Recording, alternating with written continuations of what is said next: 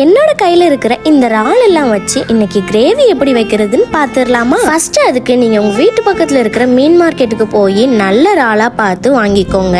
மார்க்கெட்டுக்கு போனதுக்கு அப்புறம் எங்க அம்மா ஒரு பெரிய சம்பவமே பண்ணி வச்சுட்டு வந்திருக்கு. என்னன்னு கேட்டீங்கன்னா, வீட்லயே காசை வச்சுட்டு கடைக்கு வெறும் பர்சை தூக்கிட்டு ஆட்டிக்கிட்டு வந்திருக்கு. அப்புறமா அந்த கடையில கூகுள் பே இருக்கான்னு கேட்டுட்டு அவங்க இருக்குன்னு சொன்னதுக்கு அப்புறம் ஒரு 1/2 கிலோ இறால் 50 ரூபாய்க்கு 6 சாலன்னு சொன்னாங்க. அதுவும் வாங்கிட்டு கூட குழம்புக்கு போடுறதுக்கு மாங்காய் வாங்கிட்டு அங்க இருந்து கிளம்பிட்டோம். வீட்டுக்கு வந்து இறால் எல்லாத்தையும் எடுத்து வாஷ் பண்ணி கை தனியா கால் தனியா உடம்பு தனியா தலை தனியான்னு பிரிச்சதுக்கு அப்புறம் 1/2 கிலோ இறால் 1/4 கிலோ இறாலா மாறிடும். இதோட சதையை விட அதோட வேஸ்டேஜ் தான் ரொம்ப அதிகமா இருக்கும். அண்ட் காஸ்டும் அதிகமா இருக்கனால நிறைய பேர் வாங்குறதுக்கு விரும்ப மாட்டாங்க. கிரேவி வைக்கிறதுக்கு வெங்காயம் தக்காளியை பொடி பொடிசா கட் பண்ணிக்கணும். கூட முந்திரி பட்டை லவங்கம் சோம்பு இஞ்சி பூண்டு பேஸ்ட் எல்லாத்தையும் பக்கத்துல எடுத்து வச்சுக்கோங்க. அடுப்பு பற்ற வச்சு ஃபர்ஸ்டா பட்டை லவங்கம் சோம்பு போட்டு பொரிஞ்சதுக்கு அப்புறமா கட் பண்ணி வச்சிருந்த வெங்காயத்தை நல்லா பொன்னிறமா வசக்கணும். இஞ்சி பூண்டு அரைச்சி வச்ச பேஸ்ட்டை போட்டுட்டு அதையும் வசக்கி விட்டுட்டு கூடவே தக்காளி ஆட் பண்ணி கொஞ்சமா உப்பு சேர்த்து எடுத்து வச்சிருந்த முந்திரியை உள்ள போட்டுடணும்.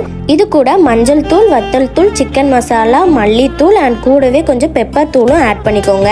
மசாலா ஆட் பண்ணி நல்லா கிண்டி விட்டதுக்கு அப்புறமா வாஷ் பண்ணி வச்சிருந்த இறாலையும் உள்ள போட்டு நல்லா மிக்ஸ் பண்ணணும். கூடவே 1 டம்ளர் வாட்டர் ஆட் பண்ணிட்டு நல்லா எல்லாத்தையும் மிக்ஸ் பண்ணி கொஞ்சம் கொதிக்கிற வரைக்கும் வெயிட் பண்ணணும். நம்ம ஃபர்ஸ்டா கொஞ்சம் தான் உப்பு சேர்த்திருப்போம். ஏன்னா இறால் வந்து அந்த அளவுக்கு புளி சேர்க்காதனால உப்பு எடுத்துக்காது. அதை மாதிரி 10 நிமிஷம் தான் வேக வைக்கணும். இல்லைன்னா இறால் சாப்பிடும்போது ரப்பர் மாதிரி ஆகிரும். தண்ணி நல்லா வத்தி வந்து திக்கான கன்சிஸ்டன்சி ஆனதுக்கு அப்புறமா நம்ம எண்ணெய் மிதந்து வந்ததுக்கு அப்புறம் அடுப்புல இருந்து இறக்கிடலாம். அப்புறம் என்ன, சாதத்துக்கு கூட நம்ம வச்ச கிரேவியை எடுத்து மிக்ஸ் பண்ணி சாப்பிடும்போது வேற லெவல்ல இருக்குங்க. சிக்கன் மட்டன்லாம் மறக்கிற அளவுக்கு ஒரு டேஸ்ட் கொடுக்கும் பாருங்க. எனக்கு இந்த இறால் கிரேவி ரொம்பவே பிடிக்கும். உங்களுக்கும் பிடிக்கும்னா மறக்காம கமெண்ட் பண்ணுங்க.